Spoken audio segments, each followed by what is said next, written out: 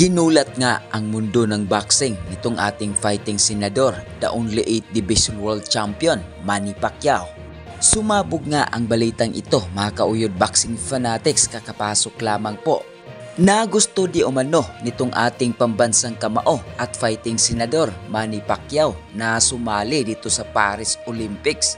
Para nga ito sa gold medal, mga kauyod boxing fanatics, at isa rin ito sa mga pinapangarap nga ni Manny Pacquiao. Bukod kasi na naging 8 Division World Champion ito, mga kauyod boxing fanatics, ay hindi nga niya ito naranasan na sumali nga dito sa Olympics at magkaroon ng gold medal.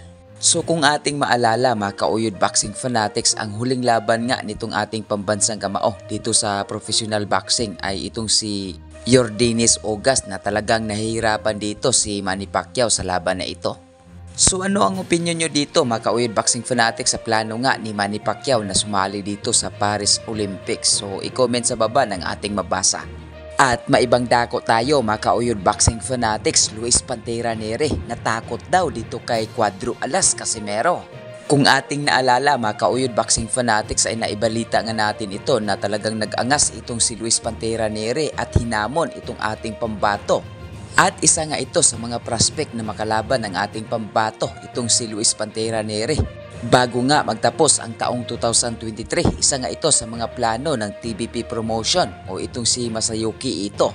Ngunit sa latest post nga nitong si Luis Pantera Neri ay sinabi niya dito, "We will look for another fight to close the year, greetings." So mukhang lumaylo nga itong si Luis Pantera Neri at umiwas dito sa ating pambato. At may mga nagsasabi, mga kauyod boxing fanatics, na natakot daw ito na baka matalo ni Cuadro Alas Casimero at hindi matuloy ang kanilang plano na kalabanin nga itong si The Master of Japan na Oya Inoue, dahil isa nga ito si Luis Pantera Neri na number 1 contender dito sa WBC.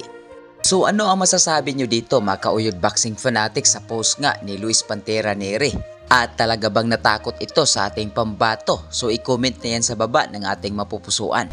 1, 2, 3, 4, 5, 6, 7, 8, 9, 10, 11.